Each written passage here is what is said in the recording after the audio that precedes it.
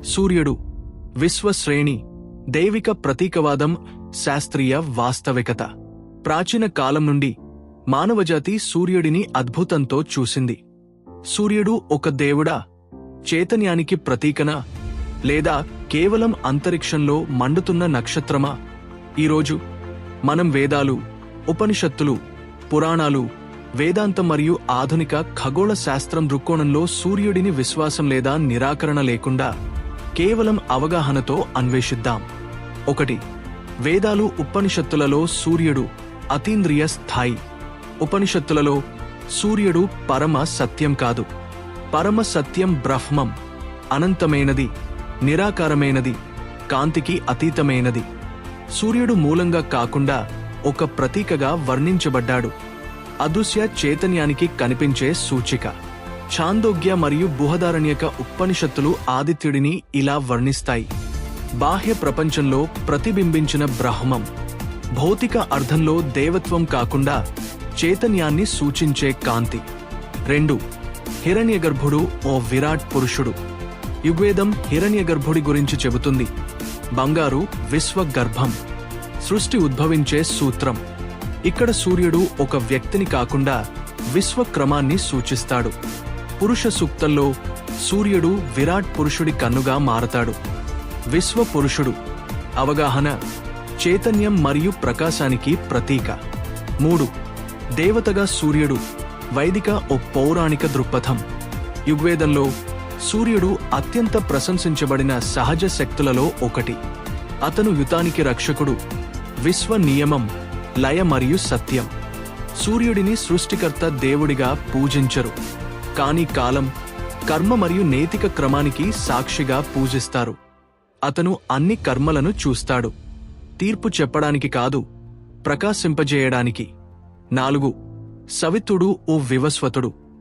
గాయత్రి మంత్రంలో ఆవాహన చేయబడిన సవిత్రుడు భౌతిక సూర్యుడు కాదు. సవిత్రుడు కాంతి వెనుక ఉన్న ప్రేరణాత్మక మేధస్సును సూచిస్తాడు. మానవ మేధస్సును మేల్కొలుపుతాడు. మరొక సౌర రూపమైన వివస్వతుడు మనువుకు ధర్మాన్ని ప్రసారం చేశాడని చెబుతారు. విశ్వ నియమాన్ని మానవ నాగరికతలోకి ప్రసారం చేయడానికి ప్రతీక. 5. 12 ఆదిత్యాలు, సౌర విధులు. పురాణాలు 12 ఆదిత్యులను వర్ణిస్తాయి. 12 భౌతిక సూర్యులను కాదు, సౌర క్రమం యొక్క 12 క్రియాత్మక అంశాలను. అవి సామరస్యం, చట్టం, పోషణ, శ్రేయస్సు, సమయం మరియు సంరక్షణను సూచిస్తాయి. ప్రతి ఆదిత్యుడు ఉనికి యొక్క సూత్రాన్ని నియంత్రిస్తాడు. సౌరశక్తి జీవితాన్ని, సమాజాన్ని మరియు లయను ఎలా నిలబెట్టుకుంటుందో చూపిస్తుంది. 6. సింబాలిక్ కాస్మిక్ రూపాలు. సూర్యుడు తరచుగా 7 గుర్రాలతో రథం నడుపుతున్నట్లు చూపబడుతుంది. ఇవి ప్రతీకాత్మకమైనవి. 7 రంగులు, 7 మీటర్ల వేదమంత్రం, 7 చక్రాలు, 7 గ్రహణ విధానాలు. జ్యోతిష శాస్త్రంలో సూర్యుడు నవగ్రహాల మధ్యలో నిలుస్తాడు. శాస్త్రీయ ఖగోళ శాస్త్రంగా కాదు, కాని సమయం మరియు ప్రభావం యొక్క ప్రతీకాత్మక మనస్తత్వ శాస్త్రంగా. 7. యోగా ఆతంత్రంలో సూర్యుడు. అంతర్గతంగా సూర్యుడు పింగళ నాడిగా ఉన్నాడు. చురుకైన, వేడెక్కించే శక్తి ఛానల్. ఇది జీర్ణక్రియ, జీవక్రియ, సంకల్ప శక్తి మరియు చర్యను నియంత్రిస్తుంది. మణిపుర చక్రం అగ్ని కేంద్రం. మానవ శరీరంలో సూర్యుని పాత్రను ప్రతిబింబిస్తుంది. ఇది అంతర్గత విశ్వోద్భవ శాస్త్రం, భౌతిక ఖగోళ శాస్త్రం కాదు. 8. కనిపించే సూర్యుడు, ఆధునిక ఖగోళ శాస్త్రం. సూర్యుడిని సైన్స్ చాలా భిన్నంగా వివరిస్తుంది. మన సూర్యుడు రకం ప్రధాన శ్రేణి నక్షత్రం. సుమారు 4.6 బిలియన్ సంవత్సరాల వయస్సు. ఇది అణు కలయిక ద్వారా శక్తిని ఉత్పత్తి చేస్తుంది. హైడ్రోజన్ను హీలియంగా మారుస్తుంది. పాలపుంతలోని 100 బిలియన్లలో ఇది ఒక నక్షత్రం. మన సౌర వ్యవస్థలో ఒకే ఒక సూర్యుడు ఉన్నాడు. 9. ఇతర సూర్యులు, ఇతర నక్షత్రాలు.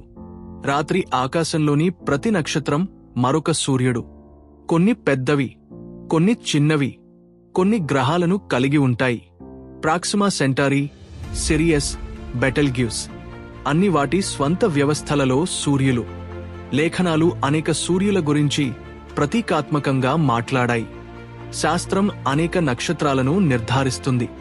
వివిధ భాషలు, ఒకే విశాల విశ్వం. 10 అంతరిక్ష అన్వేషణ సౌర మిషన్లు.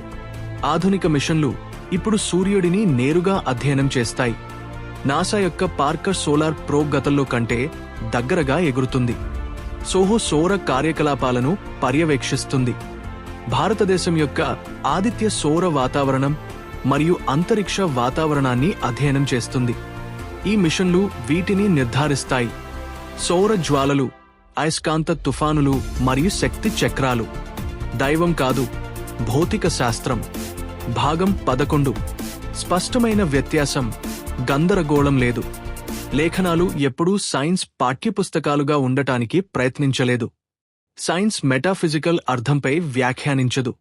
క్షేత్రాలను గౌరవించినప్పుడు ఎటువంటి వైరుధ్యం లేదు.